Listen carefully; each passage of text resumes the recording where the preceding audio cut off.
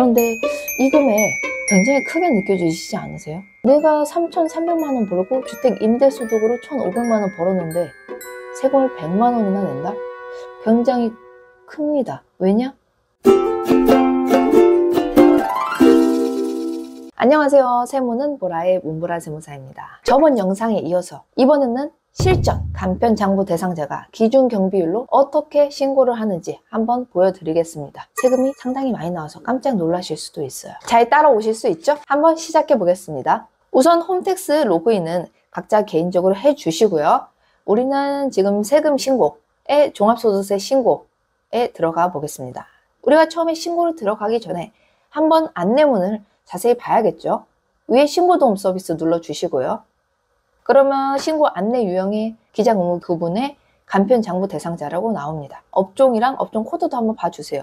이분은 문방구 하시는 분이라 도매 및 소매업 523520 표시가 되어 있고 신고 안내 자료에 이런 식으로 본인의 수익 금액이 뜨게 되어 있습니다. 근로이자 배당연금 이런 건 없고 문방구에서 나오는 수입만 가지고 계시네요. 이분은 주택 임대소득세 있어요. 두 채 1,500만 원 정도 지금 임대 수익 발생을 하고 있고 우선 이건 참고로 보시고 그 다음에 우리는 모두 채용 단순경비 신고는 아니니 일반 신고로 들어갑니다. 정기신고. 자, 우선 기본 정보가 뜨면 이때 주민번호 옆에 확인을 눌러주세요. 그럼 신규 입력하시겠습니까? 라고 뜹니다. 예. 그래서 작성 완료. 예. 자, 그러면은 내 소득 종류를 찾기가 나와요. 이분은 지금 부동산 임대업 외 사업소득을 하나 가지고 계셨고 여기 체크가 되어 있고 그 다음에 부동산 임대업 외 사업소득 중에서 주택 임대소득이 하나 있으세요. 적용하기. 자, 그럼 이거 사업소득에 이 영혼을 누릅니다.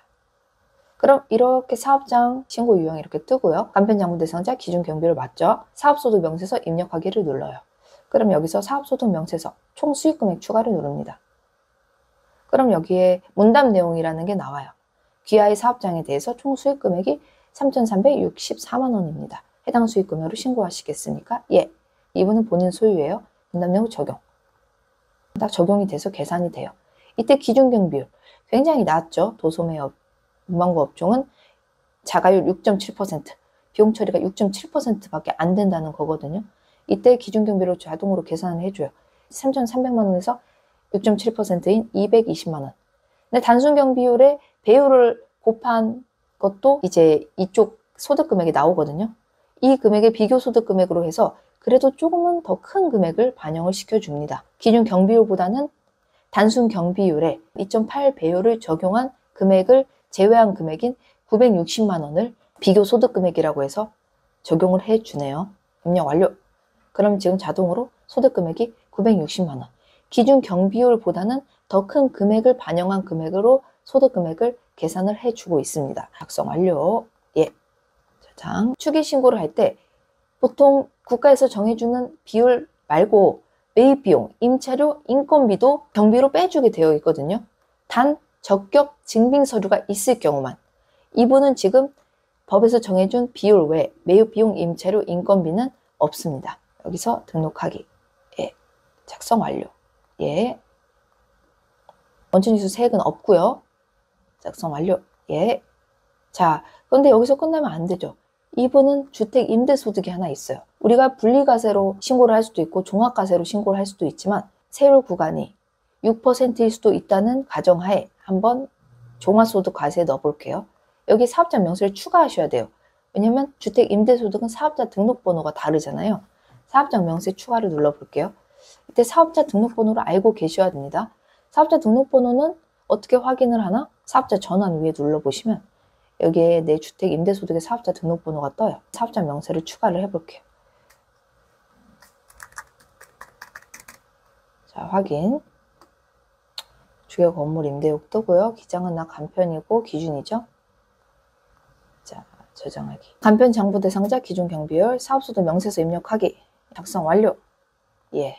여기서 이제 입력 수정을 할게요. 임대소득의 수익금액이 지금 반영이 안 돼 있죠? 총 수익금액 추가. 여기다가 금액을 입력을 해야 됩니다. 아까 1,500만 원이었죠. 그럼 자동으로 이렇게 지금 주택 임대소득 같은 경우는 기준경비율이 15.5% 적용돼서 230만 원밖에 경비 처리가 되지 않을 것 같아요. 입력 완료. 자, 이렇게 작성 완료. 예. 자, 임대소득 추가로 매입비용, 임차료, 인건비 들어가는 거 없습니다. 등록하기. 작성 완료 하시고요. 이분은 주택수가 2채 정도 있으니까 이렇게 임대소득 명세까지 작성을 완료합니다. 원천일수 명세 없어. 작성 완료 끝. 그럼 이제 소득은 확정이 됐어요. 2,200만 원. 적진 않네요. 경비 처리가 많이 안 됐죠. 기준 경비율이 워낙 낮다 보니까. 자, 작성 완료. 결승은 없으니까 예. 이분은 부양가족이 없어요. 그래서 150만 원만 공제가 가능합니다. 작성 완료. 이 부분, 공제 부분은 내가 어떤 공제가 있는지 모를 수 있거든요. 이 불러오기가 활성화되어 있는 부분을 눌러주시면 돼요. 불러오기. 바로 뜨죠. 연금보험료 있고 이런 거 활성화 안 되어 있고 작성 완료. 소규기업 소상공인 공제보고 이것도 활성화되어 있네. 눌러보면 240만 원 적용할게요. 그리고 벤처기업 이것도 없을 것 같은데 적용하기. 다른 건 없죠. 없죠. 작성 완료. 사업자니까 신용카드 공제는 안 될 테고 작성 완료. 예.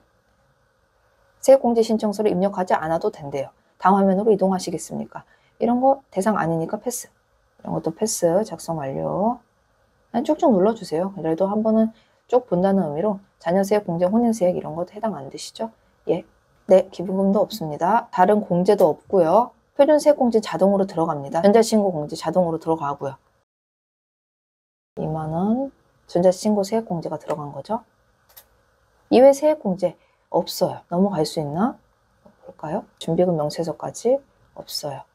가산세 적용 대상이 아닌 경우는 입력하지 않아도 된다고 나오네요. 그런데 제가 말씀드렸듯이 간편장부 대상자가 기준 경비율로 신고하면 가산세 대상이에요. 그렇기 때문에 입력해야 되죠? 아니요. 그런데 뜨는 게 있네요. 소규모 사업자, 직전 과세기간의 수익금액 4,800만 원에 미달하는 경우에는 가산세가 붙지 않는다는 말을 하고 있는 겁니다. 이분 수익금액 4,800만 원 미달이죠.